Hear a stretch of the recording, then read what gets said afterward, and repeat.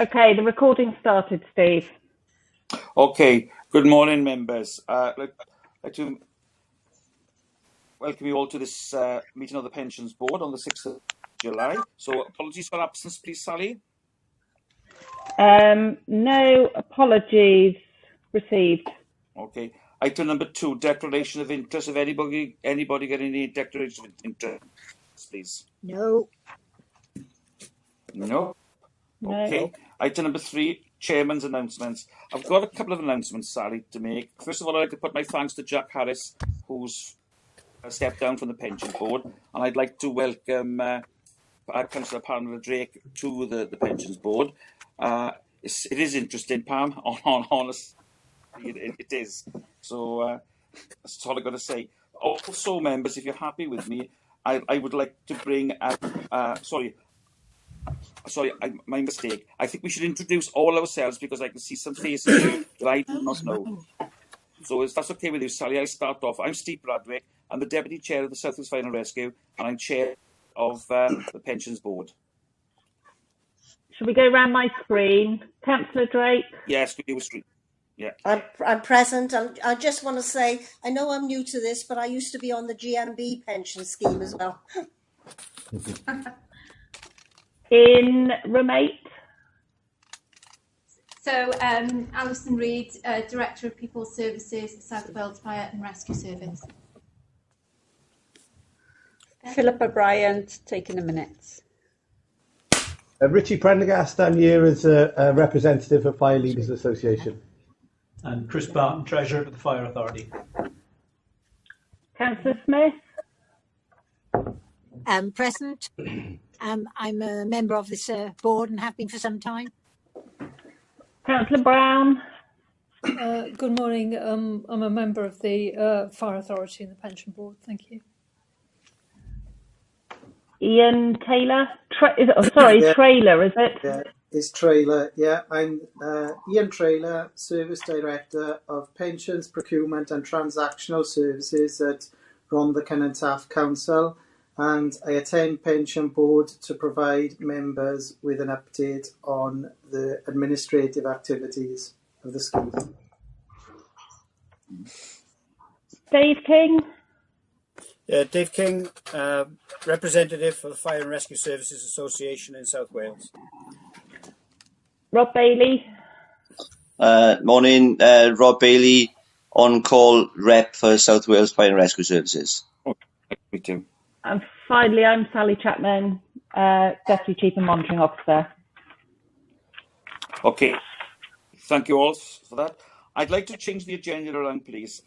They've gone and put the appointment of the Deputy Chair on item 12. So I'd like to bring that up, please, if possible. So can I have a nomination, please, for the Deputy Chair of the Pensions Board, please?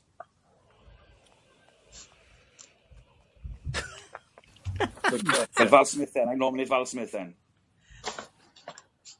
Is that seconded? I'll second that. Right. Are there any other nominations? No. No. Right, I'll go through in turn. So if you can say whether you're in favour, against or abstain. Councillor Bradwick? Yeah, for. Councillor Brown? In favour. Councillor Drake is non-voting for this meeting. Councillor Smith? Oh, thank you. Are you in favour, Val? Well, or if you're against? numbered with me, I'm happy, yes. Thank you. Okay. Rich Prendergast? Yeah, I'm in favour. Dave King? Yes, in favour. Steve Saunders is absent. And Rob Bailey? Yeah, in favour. Okay, so that's unanimous. Okay, then so we go on to. Oh, good, thanks, Val. Well, we go on to the next item on the agenda, which is item 5, which is item 4, to receive the minutes of the local pension board. For page 3. This is quite awkward doing papers like this, isn't it? Page 3, 4, 5,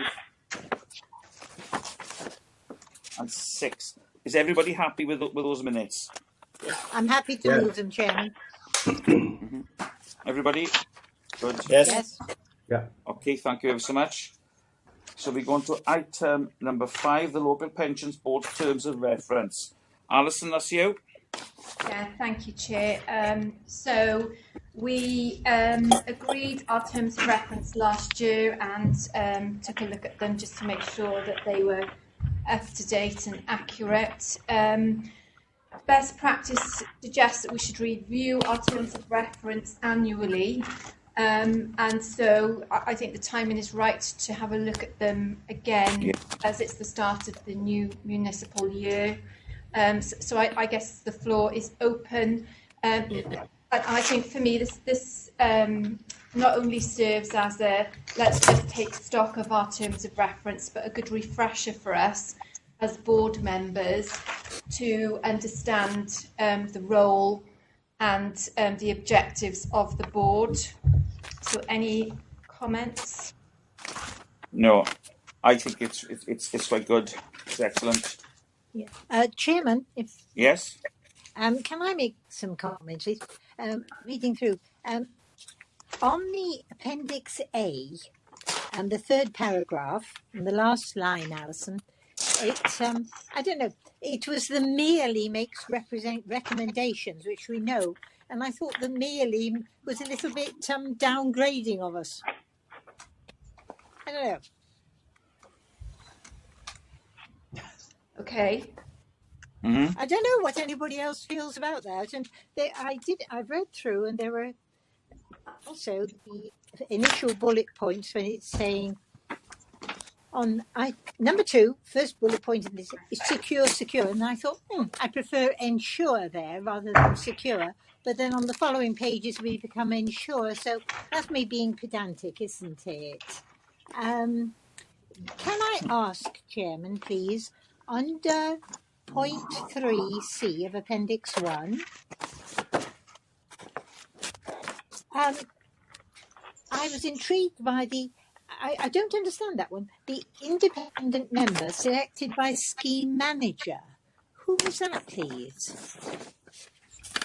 I got thoroughly confused. That's Ian, isn't it? Al, do you want me to pick that up? Yeah. Yeah, that is provision within your terms of reference that if you wanted to recruit an independent member onto the committee, possibly with experience of pensions, then you are able to do that. A bit like the standards committee where we have independent members come in. It allows that provision. Right, that's fine, because that clarifies something else I was following on the last bullet point down there. Thank you very much. That's there. Councillor Brown, I have noted you want to speak in a minute. Thank you. Yeah, let Councillor Brown, please. All right, is that carry on, please? Okay, Steve? Yeah, there was just a couple of points looking at it. First of all, on page 10. Under just below 3C, it says named substitutes will be permitted and will be required to attend training events and will receive all paperwork for each meeting. I think Councillor Joel Edwards at one stage was interested in being a substitute for our particular group, and I don't know whether or not that's been followed up.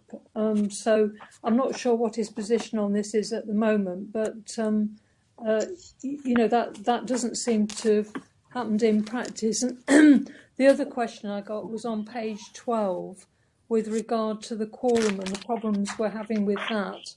And I wondered whether the wording of that would be better to say at least 4 people must be present, including both member and employee representatives, because we've had trouble this morning with that. And also, if you look at the minutes of the previous meeting, it looks like there were 4 members present and 3 employee representatives. So there weren't actually, the equal number there, and we've had the same problem this morning. And so I just wondered if we kept it a bit simpler, it would make life easier, because obviously the employee and member representatives are free to attend if they wish to do so. And I'm sure if there was an item that was particularly contentious, everybody would make an extra effort. And I'm just thinking it would make it a lot simpler if we did it that way. Can I suggest on that one, Chair, if I can? I've just got a vague recollection, so I want to go away and check that the quorum is actually set out in legislation. So I just want to check whether we are able to change that or not. Yeah. And it might be we need to do more of a focus on substitute members, particularly for the employee representative bodies, so that we can ensure that attendance. But if we can come back to you for the next meeting on that point, that would be really helpful. I think you are correct there on that, Sally.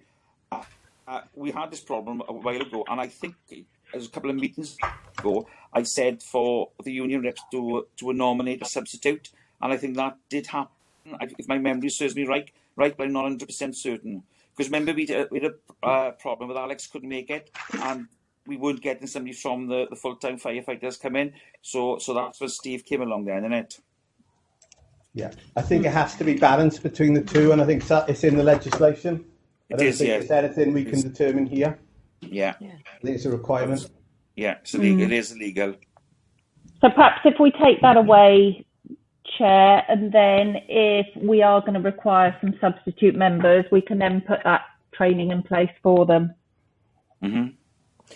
And it's Councillor Joel Williams, it is.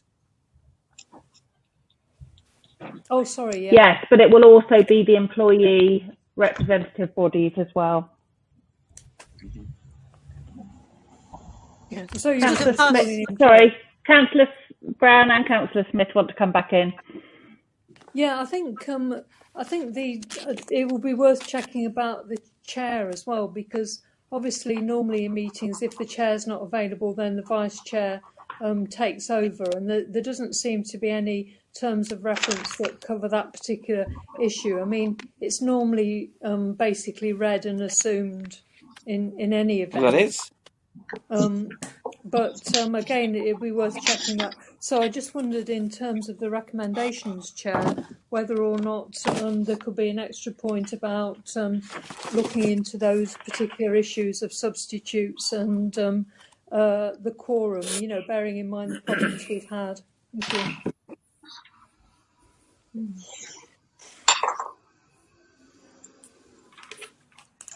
I think Councillor Brown wanted to come back as well. Oh, me? Sorry, Councillor Smith. That's all right. It's okay. It's Monday morning. It's covered under point 17. Really, it's passed the buck back to the scheme manager. So I think it's back to you, Sally. Okay. Via another route. Scheme manager. So, Steve, I think the recommendation is, obviously you want to take the annual review, but that we go back and check those points on quorum and check what the legislation says and look at the substitute members. Yes, I'm happy with that, Sally, yes. Yeah. Trying to sort these papers out and trying to find... It's a nightmare, isn't it? Good grief. Yeah, I'm quite happy with that, Sally, yeah. So if we vote on the resolution that the annual review's been undertaken and that further advice will be provided to the board on quorum substitute members, and I'd suggest we perhaps get that to you in between meetings rather than wait till the next meeting in case we need to arrange training. Yeah, I agree with that, Sally, 100%. So okay. Yes. Can I take votes in favour, against, or abstain? Councillor Bradwick. For. Councillor Brown. For. Councillor Smith. For. Rich Prendergast. For. Dave King. For. And Rob Bailey. For. Thank you. Okay, thank you so much, members, for that. We're going to on page 17, item 6. Alison again. Yeah, thank you, Chair. So we have been developing something called a member's handbook, and the purpose of the handbook is to try and capture all relevant information for members to undertake their role effectively. What we've tried to do is, as agreed in a previous meeting, was to take the chapters in sort of bite-sized chunks. So this paper brings together the first suite of chapters, so chapters 1 to 11, and there are a couple of chapters left to include in the handbook, which we'll cover off at the next meeting. But it was just really to draw members' attention to the handbook as developed thus far, take any thoughts or views, and I think just to flag that the last set of chapters will focus on the training strategy to go forward. So members who were present in the last year have undertaken a training needs analysis. That's being developed, so the outputs of that are being worked through by my team in HR, and conscious that we've got a new member on board now, so we need to do the same exercise with you, Pam. And so I think just really taking any thoughts on where we've got to on the members' handbook. This is being iterated and developed, but as agreed previously, we've taken it in bite-sized chunks, and hopefully it will serve as a good reference tool for members to discharge their duties on this board. Yeah, I totally agree. Yeah. Councillor Brown wants to come in. Thank you. Yeah, I think it's a similar point. Obviously, if you change the terms of reference of the pension board, you'll also need to change some of the wording in here, because obviously that goes through the same thing like quorum and nominated substitutes.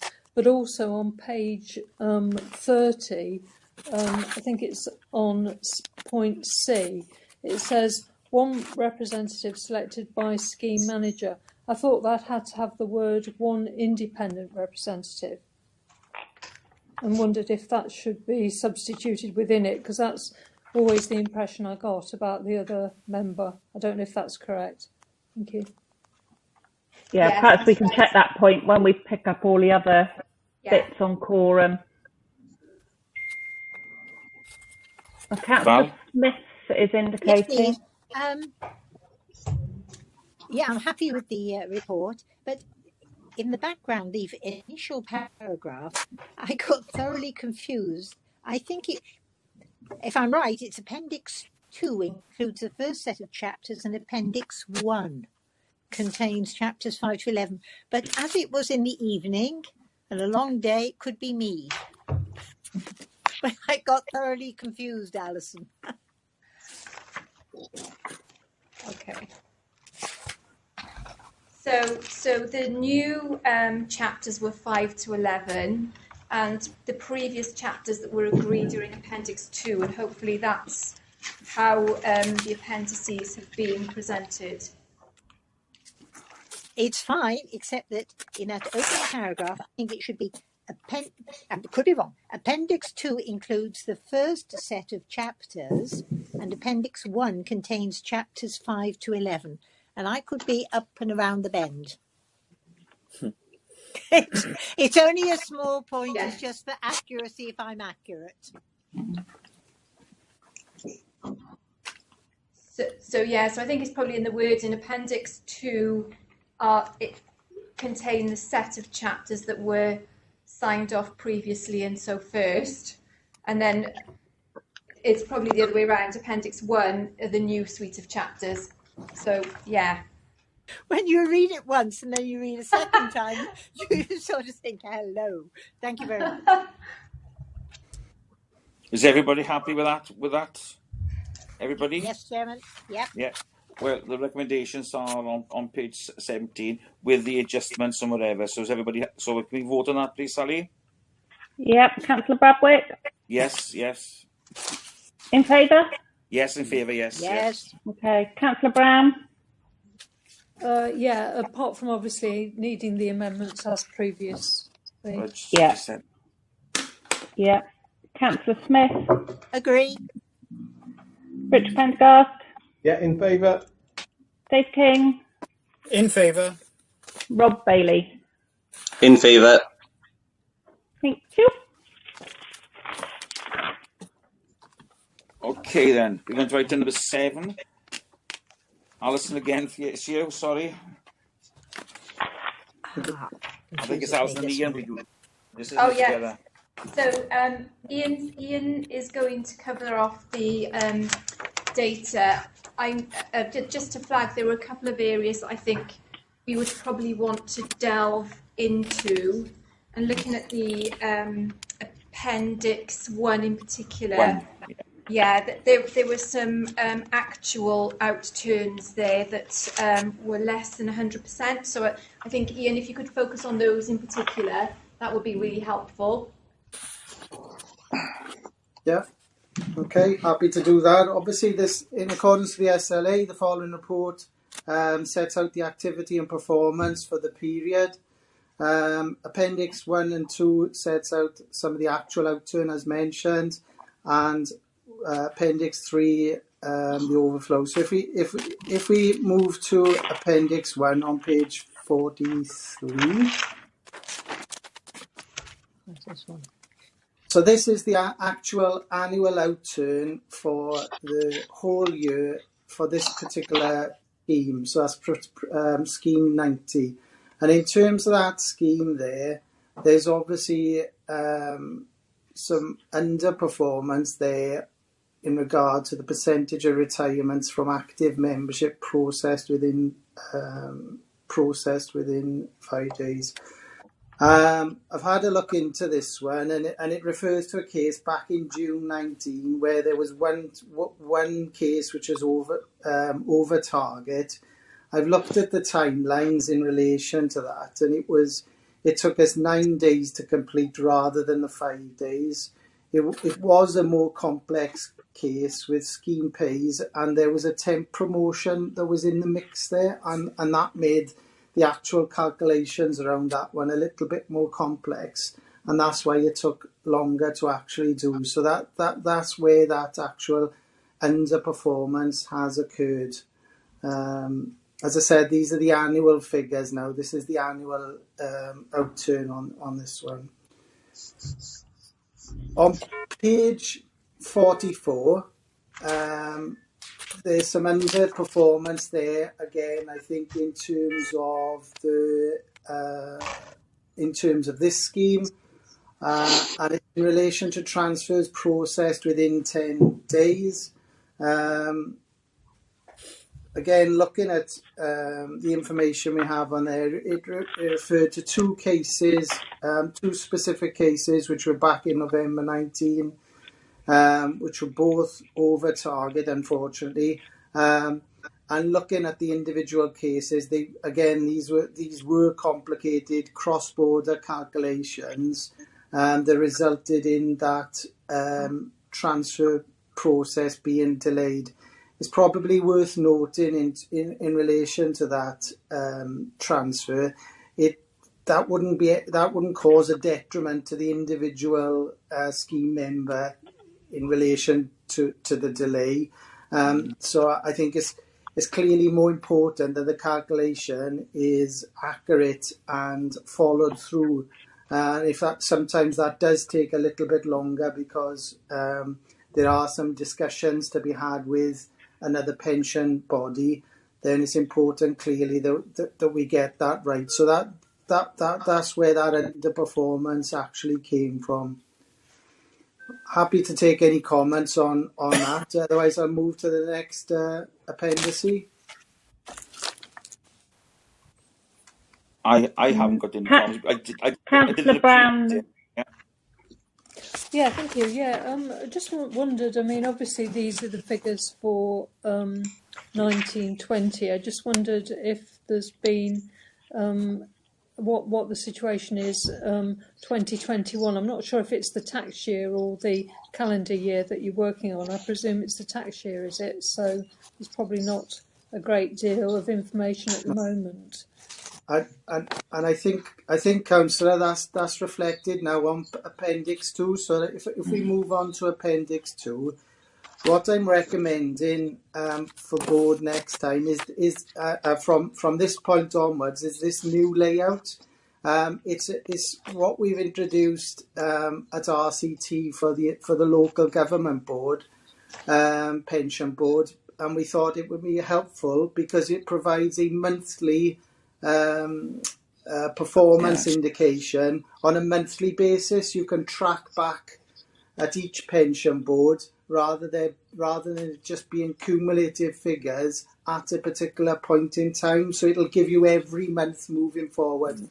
So what we're looking at on page 45 there is April. On that particular one, there wasn't any activity in May on that particular one. But from now on, this will show you June, July, as we go through the year. Pension board will be able to see each month in terms of the activity, and we think we thought that was helpful at RCT, and hopefully you will find that more of a clearer picture, more of a comprehensive picture. You'll still have the cumulative, which is right at the far end, so 2021 year-to-date actual figure, that's the last column. So you'll still have the cumulative, but you'll have individual months. So hopefully board will find that a lot more helpful moving forward. Yeah, that's good. I think so. I think so. That's a much better way forward for us. Yeah. Yeah. If we turn to page 46, I have to give my apologies here because 46 is the same as 45. I've dropped in. It is my apologies. I've dropped in the wrong table when we were trying to put these landscape tables back into we were having difficulty putting it into the report format, and I've dropped the same one in twice. There was some activity. I have got the correct sheet, which I'll pass on to Alison so that it can be passed across to members. There was some activity on that in May in relation to retirements from active membership. There were 3 cases there, and they've all been completed on time, and that was during May. So that's something I'll circulate after the meeting, and it can be circulated across members. And as I said, my apologies for that when I cut that in. Yeah, happy with that. Moving on to Appendix 3. There are a number of tables here. The first one, members will be familiar with in relation to the previous pension board. It just restates our scheme data and the quality of the scheme data, which needs to be provided to the pension regulator. So it's provided every October. So that just shows the accuracy, I guess, of the scheme data at this point in time. Then it's just to note that the next scheme data submission to the pension regulator will actually go off in October 2020. The second table there. Sorry, Ian, just before you go on, Councillor Smith, I think, has got a question on that. I hate people like me, Ian. On the member self-service statistics on Appendix 3, the second thing, should it be 1785, not 1782 in your overall total? Quite possibly. I'm a nitpicker, I'm sorry, but for accuracy. Sorry. Okay, we can reflect that. We can reflect on that. Yeah. Come on, it's easy, but it's just when you said for accuracy, whatever. Right, thank you. Yeah. In terms of the member self-service data table, it's quite positive in terms of, and I mentioned this to board previously, in terms of the level of take-up by the fire service in relation to their active membership.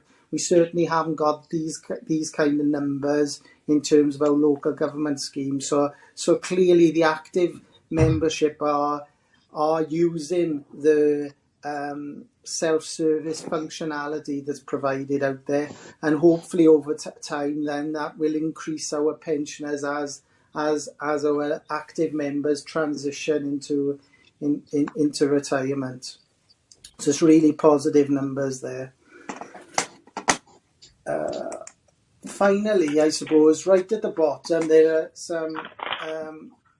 I just referenced some activities there, and again, apologies from me.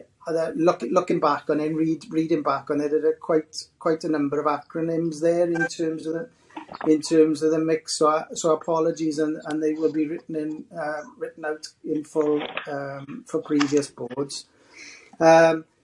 But just to mention a few of them, really, the annual return, so that is government statistics that need to go off to that. That's the government's actuaries department. So again, that's underway. The team have attended 2 scheme advisory board meetings. Mainly the discussions have been around the MacLeod remedies. So again, it's keeping abreast of movement in that regard and making sure that we pick things up. In terms of the annual benefit statements, that's the next big exercise, I guess, that's coming up in terms of the August publication. That's something we have to do by legislation. So again, that's something that board need to be mindful of, that we are actually, that will be underway and completed by August. There's a fire valuation exercise due, and we will be receiving. We're still waiting for confirmation in terms of the data submission, which will be be providing to the government actuary department. So I guess that's some of the key activities underway. The only other thing that I was going to mention really is the whole pension team at the moment is actually working remotely. It's something that we did transition very early in.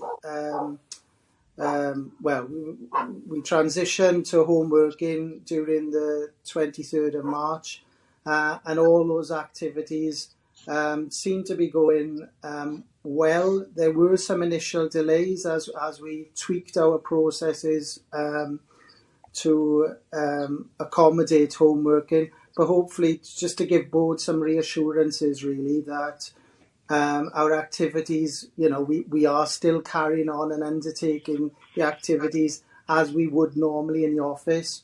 Our business continuity plan has kicked in, and we're undertaking those activities. So hopefully that provides board with some assurance really that there's no risk there in terms of the service we provide to you. Happy to take any questions now, Chair. Thank you, Ian. That's really good. Thank you so much. Any good questions? No. Councillor Brown.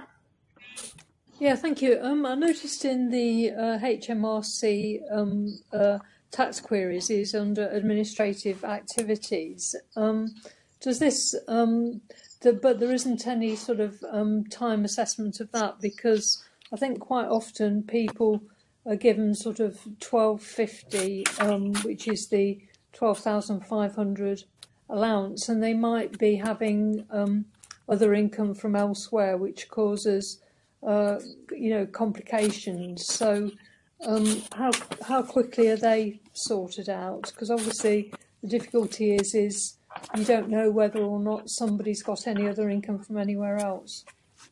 Yeah, I think to answer that, Councillor Brown, we're not tax experts in the pension service in terms of the HMRC queries. We do receive tax queries, and I think that's why it's there, because clearly members are concerned of the implications when they come to retire. Now, we don't advise on tax, albeit we are now being asked to get involved a little bit more on the pension tax specific. So we're not there to advise, certainly on tax. You know, that is for HMRC to put their guidance out, and for members to take independent tax advice if need be in terms of their pension benefit. Yeah. We are just keeping it's in there because we are trying to keep it abreast of any tax changes and issues, because we are the first point of call. We certainly do get phone calls from members around their benefit. Who's that?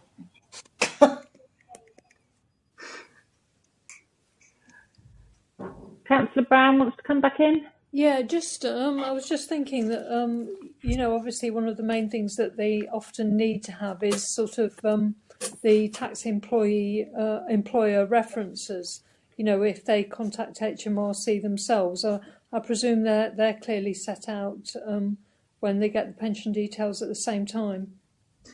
Yes, they are, Councillor Brown, and if they go on there's details, I believe, on their statements they have. So if you go on your online member self-serve and things like that to get that information.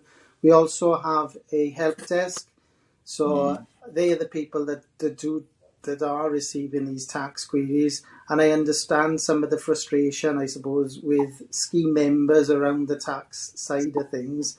But we are certainly not tax advisors. We can just help them with some of the information that we're able to provide for them in order to raise those specific queries. So that information to signpost them is actually out there, yes. Thank you. Okay, I'm quite happy with that. Everybody happy with that? Can I come in, Chair? Yeah. It's just Richie. Just to say thanks from a rep body's perspective to Ian and his team in RCT. I think we've seen a much greater level of engagement from you and your team over the last 12 months. And I just wanted to say, great update and thank you very much for your support. Yeah, I totally agree with you, Richie, on that, Dan. Yes, totally. Thanks. Yeah. Okay, so the recommendations 1 and 2. Is everybody happy with both recommendations? Yes. Sally, you do a roll call? Yeah, so if I do a vote, Councillor Bradwick. Yes, for. Councillor Brown. Yes, thank you. Councillor Smith. Councillor Smith. Beg your pardon, 4. Thank you. Rich. 4. Steve King. Yes, 4. And Rob Bailey. 4. Okay, thank you ever so much. We go on to page 49, item number 8. Alison, it's a verbal update, is it? Yeah, thank you, Chair.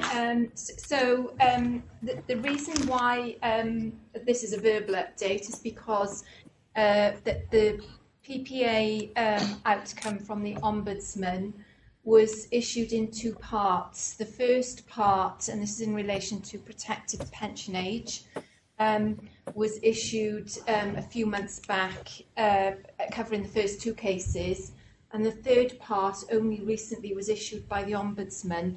So I tabled this as a verbal update to give you an update on where we were in the process. There is a full paper going to July's Fire Authority meeting, and attached to that paper are the all 3 decisions, so determinations from the Ombudsman. Essentially, the crux of the cases the individuals took to the Ombudsman were around they retired from their whole-time roles and were or continued employment in an RDS, so an on-call role. They took their lump sums as part of their retirement package, but the question arose around, was that lump sum taxable or not? The determination from the Ombudsman is that the lump sum was taxable. So we are now in the process of working with a company called PS Tax, who we've onboarded as our tax advisors to resolve the cases. The reason the Ombudsman issued the determinations in two parts was the first two individuals had not repaid their tax liability to HMRC. They chose not to pay the monies back. The third individual actually paid a sum back to HMRC. So that's why the case got a little bit sort of disjointed in that the Ombudsman dealt with the two that hadn't paid first, and then the third was dealt with differently because he had paid money over. So as well as the determination to pay back the tax liability to HMRC or the individual who had paid, we were instructed to pay a distress and inconvenience payment to each individual. Yep. Those payments have now been made, so the distress payments have gone through, and we're now working through PS Tax to refund one of the individuals who had paid the money to HMRC. So, as I say, you will see in your Fire Authority papers that there is a full paper on this, and it was just really to give you that update. And just to confirm also Ian's point, we have been working with RCT over the last few months in terms of understanding payments were made, dates payments were made, etc. And the team have been really, really responsive. So thanks for that, Ian. Really excellent support on that. You will, if you are interested, see that the determinations are also on the Ombudsman's web page because they publish all of their decisions. So these are also in the public domain. Okay, thank you very much for that, Alison. And we'll wait for that paper now to come before the full Fire Authority meeting next Thursday, is it? Next Thursday. Week yes. Monday. Next Monday, yes. Okay, so all members happy with that? Yep. Councillor Brown has a query. Yeah, I just wanted to ask the question about what sums were involved in terms of. I think that should go to the Fire Authority, Councillor Brown. That question. Because obviously, we just heard from our advisors that basically the responsibility on tax was for the members themselves. So I just wondered how that lined up. Thank you. Yeah, I think that will be explained at the Fire Authority meeting. I am correct, aren't I, Sally and Alison? Yeah. Yeah, just to sort of clarify the point, I think the whole thrust of this case rested on the fact that the pension indications that were sent out clearly stated that the sums would be tax-free, and then they were ultimately taxed on them, obviously because all the relevant information wasn't known at the time, and it was because those pension indications said they would be tax-free that we've ended up having to incur the costs of those. But measures have now been put in place to ensure that if individuals are employed, these ones were employed on two different contracts, that information goes through to RCT. Mm-hmm. Yep. Thank you, Chair. Yes, Rich, yeah. To say from a rep body perspective, obviously it highlights the importance of getting the right information to leavers as they go. Obviously, 3 individuals, long time, a lot of personal distress for them.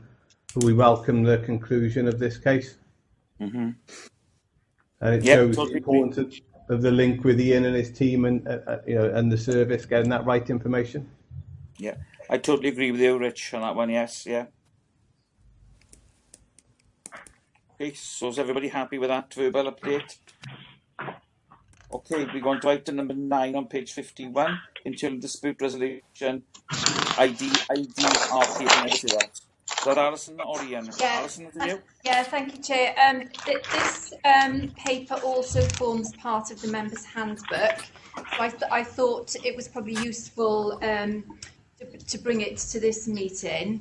The one thing that I'm quite keen to do is just explore where the pensions regulator is heading on a number of areas, and those of you who've done the pensions regulator toolkit sort of training, you'll know that as part of that, it talks very much about 6 key processes for local pension boards. And these are conflicts, knowledge, understanding, risks, data and disputes. So I think just kind of reminding members of the IDRP process is helpful in itself. But also as a sort of learning aspect to this, I thought it's probably quite useful for us to look at some of the cases that our IDRP panel have reviewed in the last year. So, and by that I mean at stage 2 level, because I think the point links to the point that Rich just made around kind of just making sure we've got the right governance, the understanding and the skills that we need in order to learn from either instances, cases, questions, queries. So what I've done as part of this paper as Annex B is just captured the stage 2 appeals, if you like, on 2 cases that have been heard in the last 12 months, and what the decision summary looks like, and how can we feed some of this into the LPB and our own sort of learning and understanding, because ultimately if these cases progress to the Ombudsman, it's quite useful to understand our own thinking and what we can each put back into the discussions that we have as an LPB in order to advise the fire authority or the scheme manager, as we've just talked about. So I guess the Welsh IDRP process is attached. There is an English one, but they are very similar, as you'd expect. And then Appendix 2 draws out the cases that the panel have heard in the last 12 months. So any questions or comments?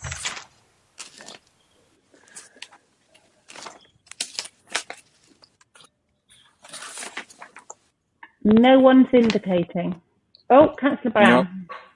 Yeah, I just wondered, I mean, on page 57, it mentions about making the application as long as they're not applying to the pension ombudsman. I presume if they're not happy with all of the internal dispute procedures, they can later go to the pensions ombudsman. And I just wondered if there was a time limit on that. Thank you.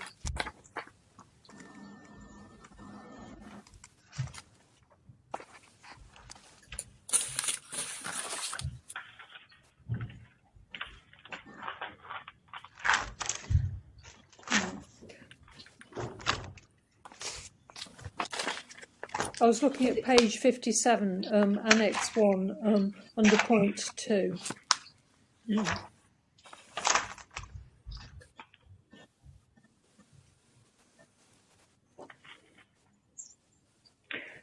Yeah, I'm fairly certain they can subsequently appeal to the pensions ombudsman. I can't recall what the time limits are off the top of my head. Because you go through the internal procedures first and then on to the external procedures. Yeah, I thought that was the case, yeah. I'll need to check that, Councillor Brown, if there is a time limit attached to it. Because it would be worthwhile advising people about that within the procedure, I suppose, so that if at the end of the day they've gone through all of these procedures and they're still unhappy, then it's quite clear to them, what the next stage is. Because I appreciate that you don't want to, you want to resolve things internally if you can, and that's why you say, you can't make an application internally if you've already gone straight away to the pensions ombudsman. But I think people have got to be clear within the procedure. If they're still not satisfied that what the result of that is with regard to applying to the pensions ombudsman at a later stage. Thank you. Yeah, those are usually the way we tend to do a lot of it is in the decision letter itself. It will set out the procedure if they're not happy with the decision.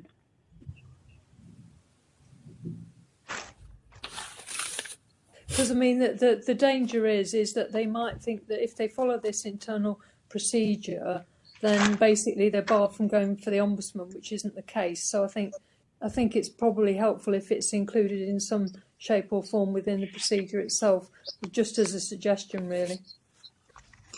Yeah. Okay.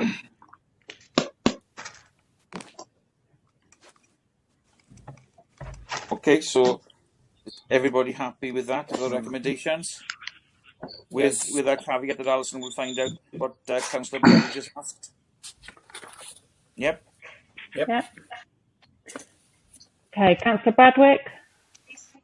Yeah, 4. Councillor Brown? 4. Councillor Smith? 4. Rich? 4. Dave King? Yes, 4. Rob Bailey? 4. Okay, thank you, everybody. We're going to item, item 11, maybe. Yes, no, item 10, sorry. We're on item 10 now, Yep, item 10. Okay, thanks, Steve. This item again is one that will find its way into the members' handbook, so I thought it was useful just to share it at this meeting today. It's the Appendix A captures the different schemes that are in play for fire and highlights the differences between those schemes. I recognise for Councillor Drake, who's a new member, some of this may not be helpful detail at this point, but rest assured over the coming meetings we'll delve into some of this detail through our discussions. But it was just really to highlight the different schemes relating to fire, and just to flag that we will be putting this into the members' handbook as part of your own learning and understanding. So that's as much as I wanted to say, really. Any comments or questions? No, I'm happy with that, Alison. Yeah. Yeah. As Chairman? Yep. Yes. Yeah, it's Val, sorry. Yeah. In my mind, Chairman, yes, we're going to discuss this at another meeting, so that'll clarify things. But in the final column, the first column relating to the 1992 scheme, down at the bottom you've got the cohabiting partner pension and the widow's pension. And I thought a decision had been made on that there would be a pension for the cohabiting partner. Yeah, I thought but, so. That will be clarified as things come forward. So just in my mind, there was a question there for future. Okay, thank you. Thanks, Val. Councillor Brown wants to come in. I just wondered in the table. I presume it applies in firefighters' pensions as it does in other pensions. Whether or not there could be an extra column dealing with how long the pension is guaranteed for, because often private pensions are guaranteed for 5 years, which means if anything happens to the firefighter, then their spouse continues to get the pension for at least 5 or 10 years, and there's no comparison here. And I think obviously the other thing is often spouses get or partners get half pension, and again there's no comparison here. And I think that information is very important. And the other issue is do they work on the basis of for example, if a firefighter started a pension and then they were only able to have it for a year and it was guaranteed for 5 years, would the other 4 years go to the widow or widower as a lump sum, or would it be paid as a taxable pension? So often the pension schemes miss out this important information for dependents, and I think it would be helpful to, add a couple of lines on that if that's at all possible. Thank you. I don't disagree. Can I ask, Ian, what's your view with that, Ian? Yeah, I think, Chair, in terms of we can certainly add some things in there, but the death grant one is in the box towards the bottom, the second up from last, death grant where a member dies within 5 years of retirement. So that's the actual referring to the application of. So if they pass away a year into retirement, there will be a death grant payable for the remaining 4 years.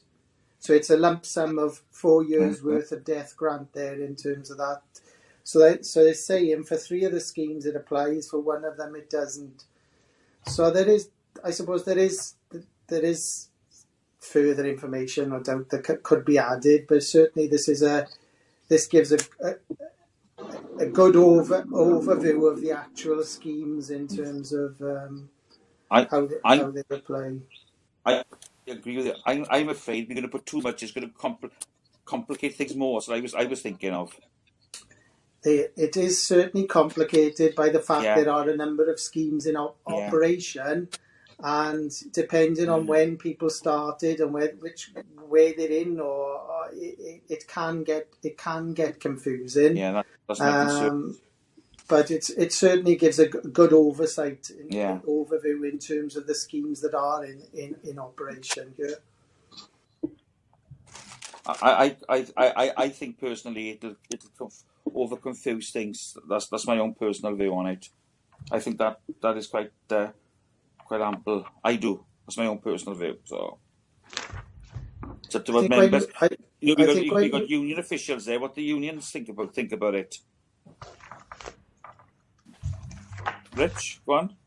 Yeah, I think comfortable with that. Obviously, should anyone die, unfortunately, in service or as a benefit of the scheme, then it's about the wraparound care and the support we give to them as individuals. Because it's about the individual and how the individual would access. And I think for us as scheme, the scheme body or board, it's okay for us to have this, but it's about those members of the scheme who may be on a fire station and their dependents who are quite detached from us. It's how we do that wraparound. And I think historically we've been very good with our HR department of being able to get out there and reach. And I think with the extra work of RCT and Ian giving that support, I'm quite assured that we've got that support for individuals to know what they are and aren't entitled to. We'll see other union reps. What do you think of? I've got one comment, Chair. Yeah. The titles of the actual schemes, the ones represented for RDS or on-call firefighters in particular, serving and retired. The FPS 2007 scheme, as it is in Wales, was 2006 in England, and there was a buyback facility back to year 2000 for some members. As we agree, it is very complicated, and I take your point about putting more information there, which will possibly further complicate. But it just, if people don't pick up on it, or if they're not aware of these variations that have occurred, well, then that might confuse even further in the members that are not au fait with pension schemes. Yeah. Just to clarify, Dave, I think I'll take a leap because pensions is complex, but I think the on-call is a modified pension scheme, is it?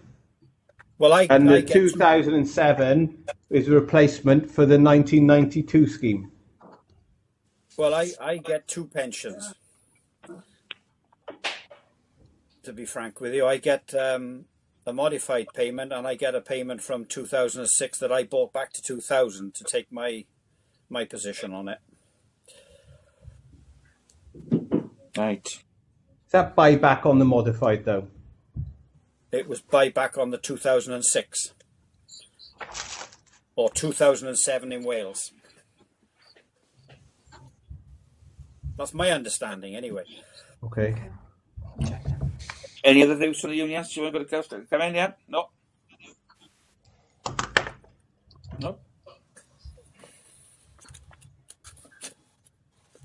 So what are we going to do on this one then? Because I think it'll be too complicated putting extra things in, for That's just me. Can I just suggest, Chair, as well, in terms of, I guess, Yes, Ian. In terms of sharing this, the danger is if you try and overcomplicate it and put everything down there, then it could be used for the purpose, and it is so personal and complicated on an individual case. It's better that individuals work through their own circumstances, perhaps rather. This is great for a high level sort of overview, but in terms of individual details and which ones affect individual people, if you end up putting something up there that isn't strictly correct, there is equally a danger that can come back and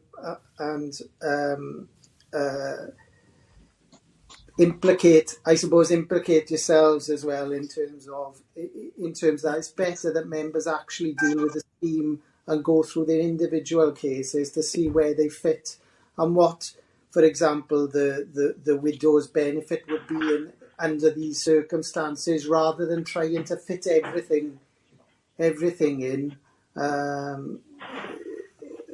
into one table, I guess. Yeah. Rob, do you have got any thoughts on this? Well, I agree with what Ian has just said and what Richie said earlier, but it is a very complex thing, and not sure if possibly we need to take some further advice on it. Yeah, I agree. Yeah, it is awful. I want to protect all the firefighters, you know, but I think we could really make it too complicated that people do think they're going to get this or they're not going to get that, whatever. Look, what if we go for the recommendations, and perhaps Ian and Alison can look at something and Cass a bit more simple, come back to us on it. Is that okay with everybody? Yep. Yeah. Fine. Okay. I agree. Happy with that. Yep. Yes. Yeah. Okay, so if I take a vote, Councillor Bradwick. Yes, 4. Councillor Brown. 4. Councillor Smith. 4. Richie. 4. Dave. Yes, I'm fine with that, thanks. And Rob. 4. Thank you. And just, sorry, Chair, if I may, just on the last agenda item, I knew I'd seen it in the papers somewhere. Page 65 gives the standard letter back to a complainant after they've gone through the internal mechanisms, and that actually details in the 2 bullet points as to where individuals can go should they still remain dissatisfied. I think the only bit it doesn't put in is the timeline, so we can perhaps have a look at that and slightly tweak. Okay, thank you, Sally, for that one. That's good. So we're on to pay item number 11, training sessions for members. Yeah, thank you, Chair. I'm just going to log into my laptop and pull up the... Ali, you'll need to turn your mic off. Turn your mic off. I've share my screen. Yeah, you had it then. Share my screen there. Oh, right. I wanted to see what button you pressed there. Oh, I don't know. Good. Oh, you need to show Dewi. You need to show Dewi how to do it. Have the green mic turned off now. You need your mic turned off, okay. and then it'll come. Yeah. Okay. You need to do full screen view, Al. I don't know.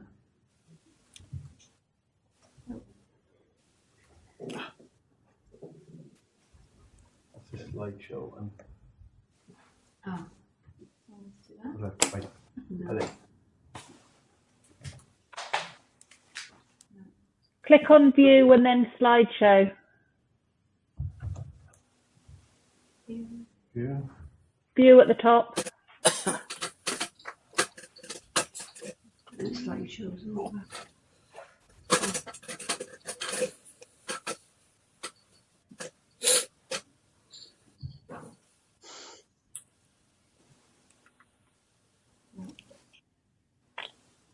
No. Have you got it on? Do you know when you opened it? Is it on read only? No. Because that will. That one there. That widen it. And then at that one. That one? Yeah. It's doing it on the screen, but it's not doing it on there. It's on Alison's screen. Oh, it's going into that. But it's not on there. Something to do with the name on maybe when people say. What's it say on the top of the green there?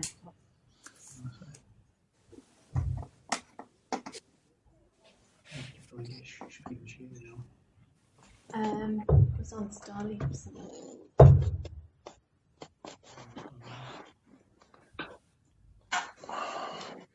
The document's on the desktop.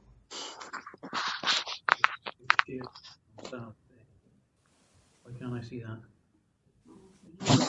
Seen it. What is it? What is the document in? It's not read only, is it? Or is it in presentation form? It needs to be in. Presentations up there, Steve, top middle. Go and get Chris. It might, because it might be in because it's in the wrong format. Oh, yes. There we are. Oh. That's it. That's it. Chris is the one you want doing it, Chris.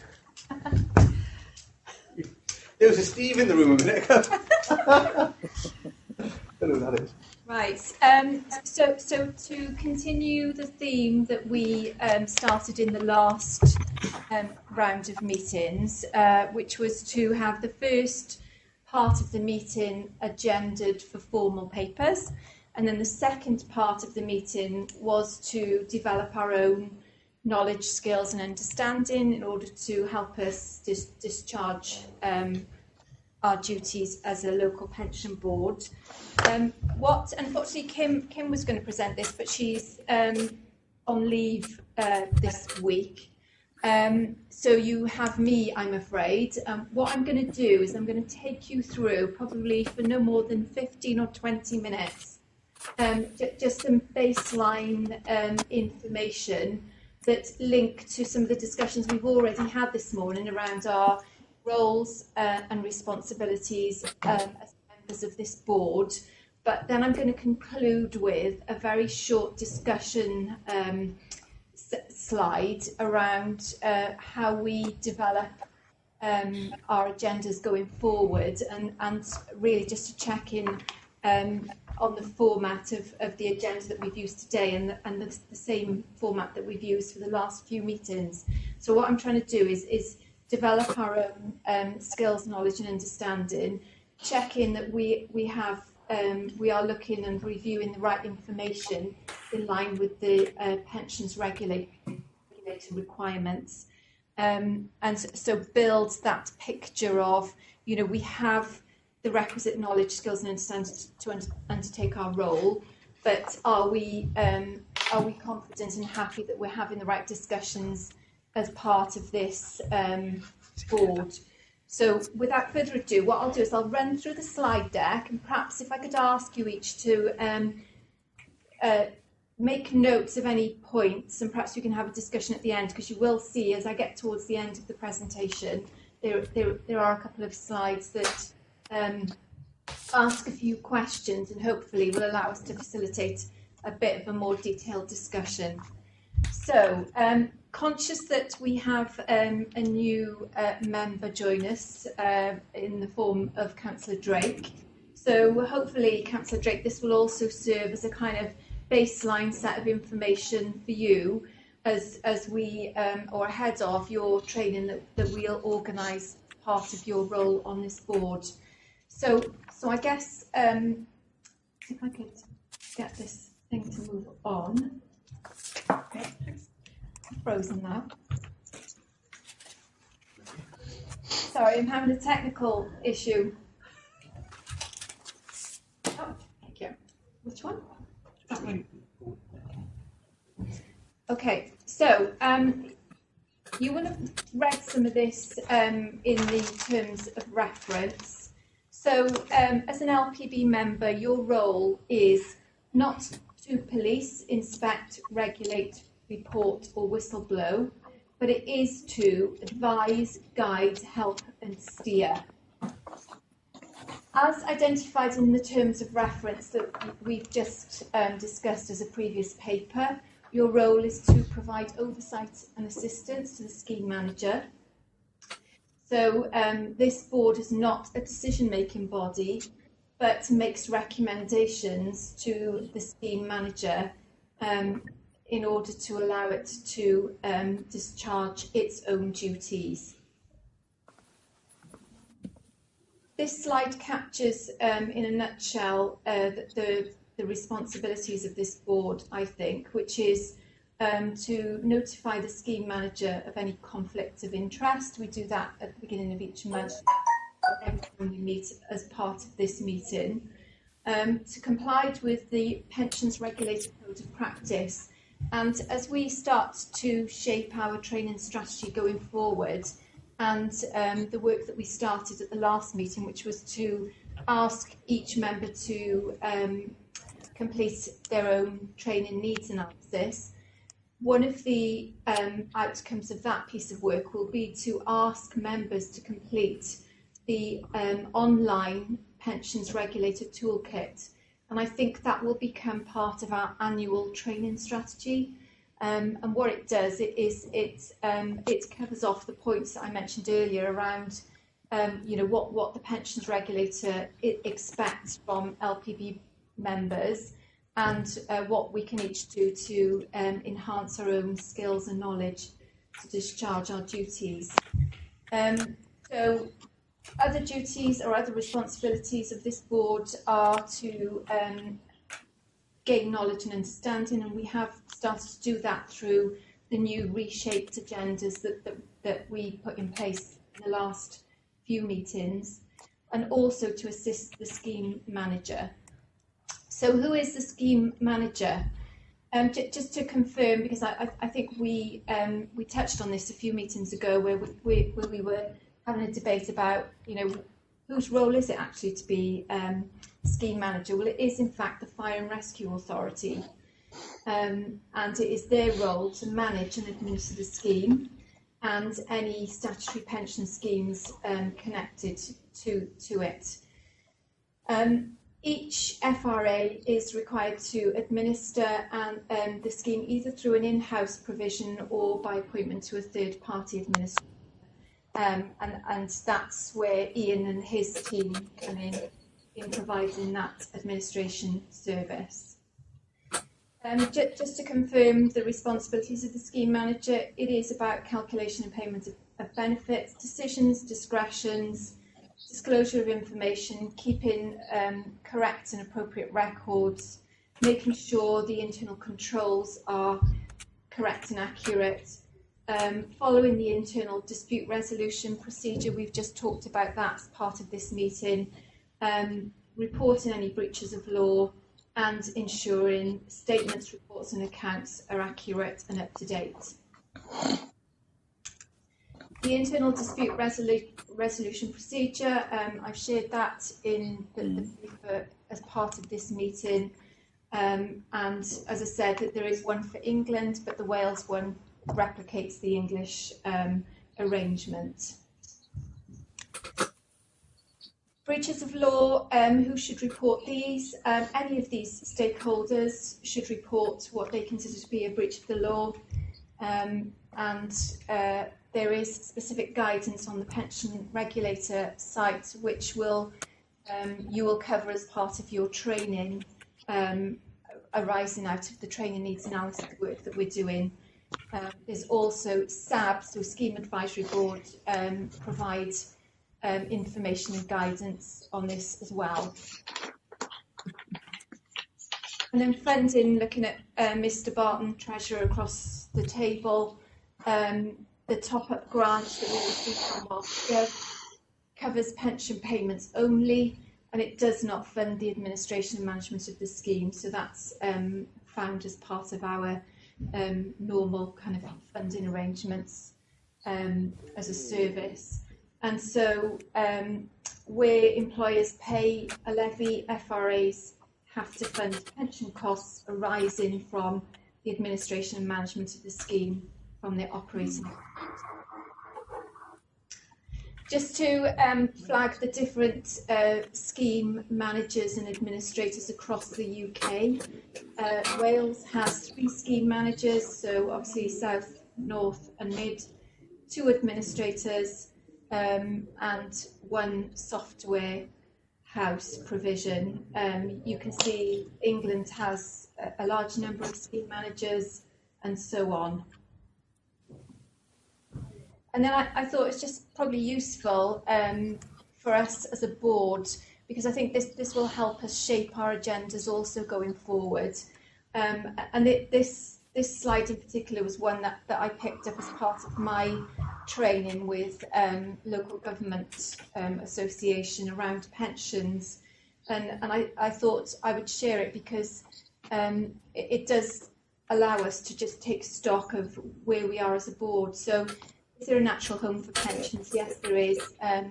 It's in my portfolio, and I have a team dedicated to this in HR.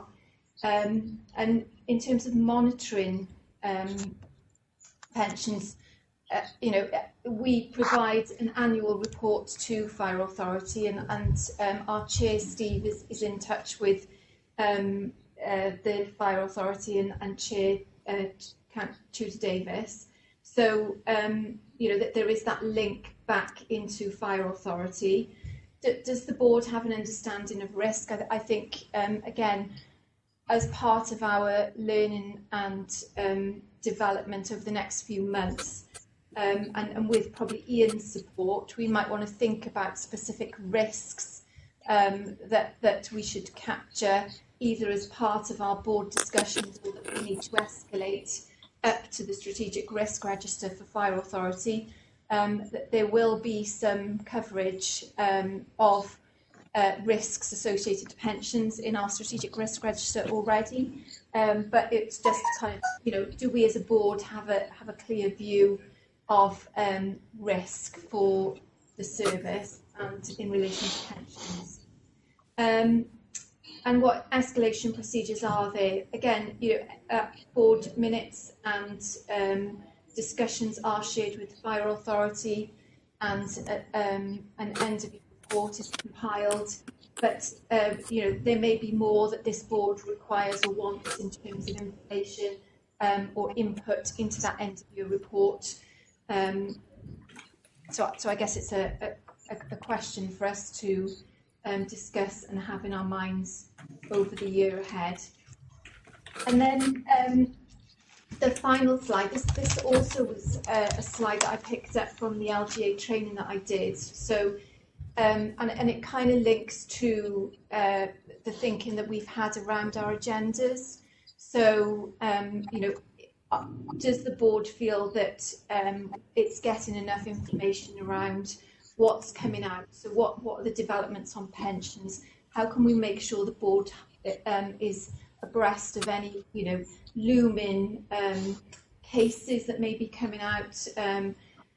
LGA issue a bulletin probably every month, which sort of captures case law and highlights particular pension-related issues. So, it could be a case of us just sharing that for information or having particular agenda items on some of the information in there. Events, obviously from an LGA perspective, the formal training events have been paused over the last few months, but again, it's probably useful as part of our agendas that we, as these come back on board, that we highlight those events so that if anyone is available to attend training or awareness sessions on developments on fire pensions, then we make those available. Ian mentioned the activity that goes on in RCT, and it was quite useful, Ian, to see that list of admin tasks, if you like, that the team are undertaking. But I guess the question for me is around, how do we bring some of that to this board? Do we need to do that? What are the salient points, perhaps the headlines that we need to put on our agendas so that we have sight of the world of pensions and some of the surveys and information data that we're supplying. Consideration of breaches. I guess that sort of links to the IDRP process and the report that we've just discussed around what are the cases that we have on the stocks or in play, and what does that mean for us as a board. We've already touched on the scheme manager report, so Fire Authority have updates on our activity on an annual basis. We've now started to review our data, so thanks to Ian and his team. The annual benefit cycle is about to conclude, I'd say, probably in August when the statements are issued. But again, it might be useful for us to understand what that looks like, because we have a legal requirement to issue the statements by a certain date in the calendar. And, have we achieved that? If we haven't, what has stopped us doing that and what are the learning points?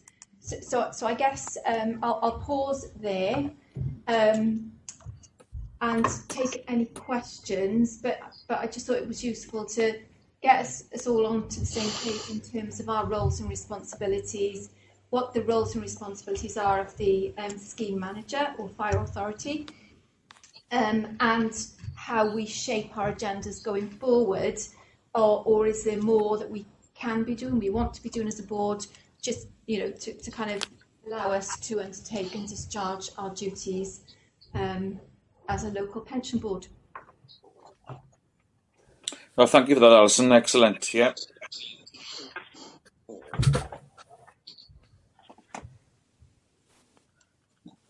Can I just go in on a couple of points, Steve, before members? Yes, yeah. And there may be some questions that have gone through people's heads as that presentation was done. The first is with respect to conflict of interests. Clearly, there are employee representatives on the board.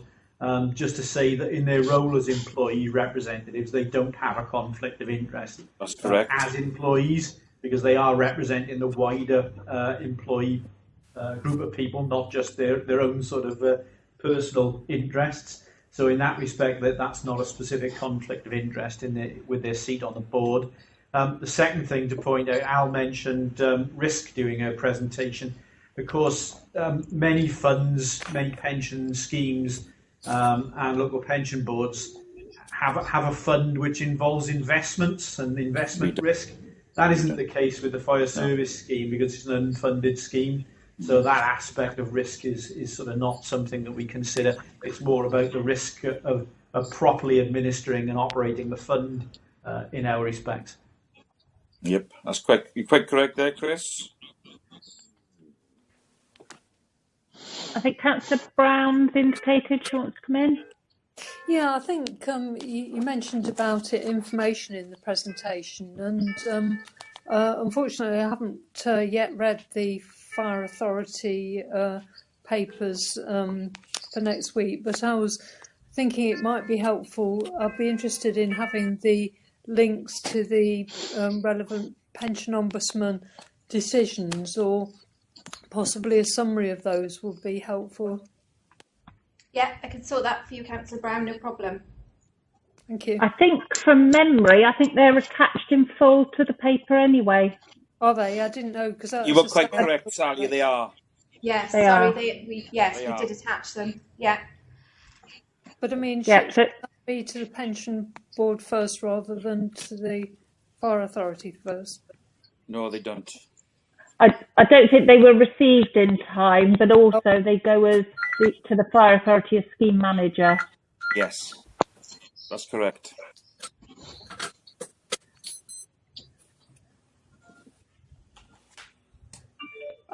I suppose it's the... Sorry. Yeah, I suppose it's the idea of sort of, I suppose as the stages progress to keep us informed of where we are in these different things on the pension side. And obviously I realise that the full reports have to go to the fire authority anyway, but I suppose it's just keeping us informed, and there could be other pension ombudsman cases that are, for other fire authorities that are relevant as well. not necessarily our own fire authority. I don't know how much notice the pension ombudsman in Wales takes of the decisions in England, for example. You've got to speak to you now, otherwise you lose it. I've got to be honest. I'm only concerned with South Wales Fire and Rescue Services. You lose it otherwise.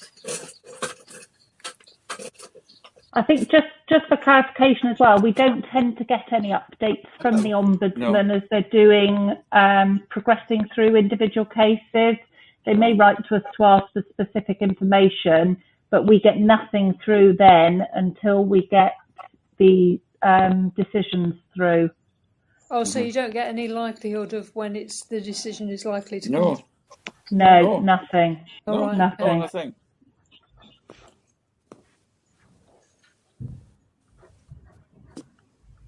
Steve, sorry, can I just ask a quick question, and it's more for my own information, because I know Calvin used to do these, and it might be one for Ian. Go, Calvin, you're going back some time now. I know. I think Sarah picked them up after. Yes, yeah. Just out of interest, Ian, I'm mindful, obviously, the Fire and Rescue Services Act says about us as employer having to obviously have the pensions board, but I'm mindful we also employ staff under the Green Book pension scheme. So do we obviously have an employer and employee representatives on the local government scheme board as well? The fire service doesn't, Sally. In terms of the local government scheme, we've got currently about 52 employers, I think, in the scheme. So there are we've only got 2 employer reps and two scheme member reps on the LGPS board. But we also have a pension committee as well, so the governance arrangements on that are quite different again. So we have a formal pension committee, we have a pension panel, we have a pension working group. So it is the governance arrangements around that are quite extensive. We also have an employer communications group that's set up as well, where some employers are invited along to that one as well. I mean, that's one that fire are more than welcome to come along to in terms of that one. But our board, we've appointed our board by advert, so it was so we wrote to all our employers asking them whether they wanted to be a representative on a local pension board, and that's where we got to in terms of our own board. Okay. It's just curious as to how that gets reported back through. I don't recollect ever having seen a report on performance or that, which obviously the employer has a responsibility for too. Into where now? Your into obviously the fire authority as an employer who employs people under that scheme. Okay. Probably one for outside the meeting, but I was just curious as to how that worked and how the authority discharged its responsibilities there. Yeah. It's clearly slightly different in terms of those governance arrangements. With the scheme manager then becoming RCT council, and obviously you're an employer on there. I'm not quite sure how that's all fed back, obviously, into your own governance arrangements then. Okay, perhaps that's something we can pick up, because I don't think it is at the moment, to my knowledge, unless Al gets anything. No, unless I've missed something, I haven't seen anything on that.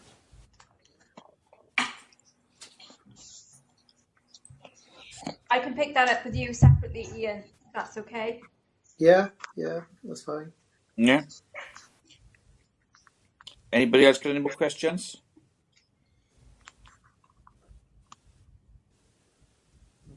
I can't see anyone else indicating.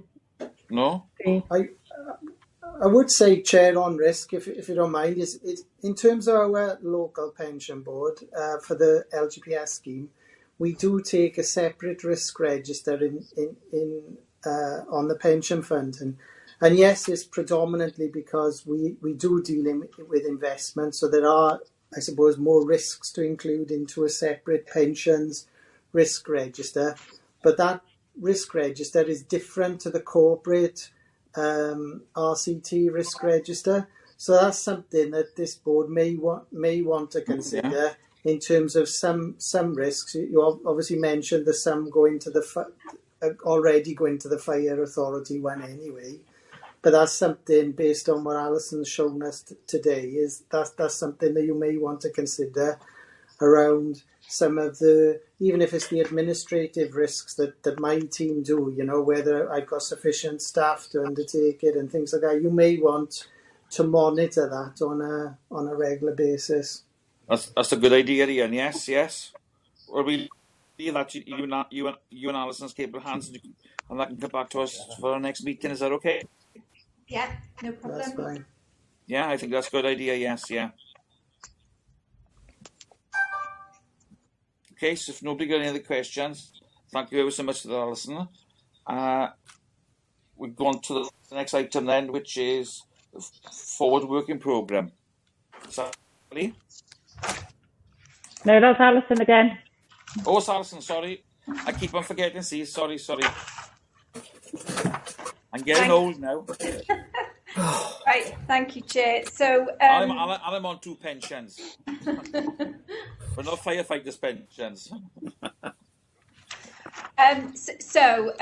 For the next meeting, you will see that the flavour is very much around shaping our training strategy, finalising the members' handbook, and updating on, we've already mentioned pension benefits, but things like the legal challenge, so the tapering case that's being discussed at the moment. And then moving into January, very similar, getting the handbook finalised and out, looking at the training framework going forward, and again looking at key performance data. So I think probably we'll reflect on the additional items that we've just talked about around risk, and I'll pick those up with Ian separately, and we can incorporate those into the next meeting's agenda, if that's okay. Yes, I'm quite happy with that, Alison. Everybody happy with that? Yep. Happy. Yep. Okay, so I've got no other urgent business, so I declare the meeting closed. Thank you ever so much. Diolch yn fawr iawn.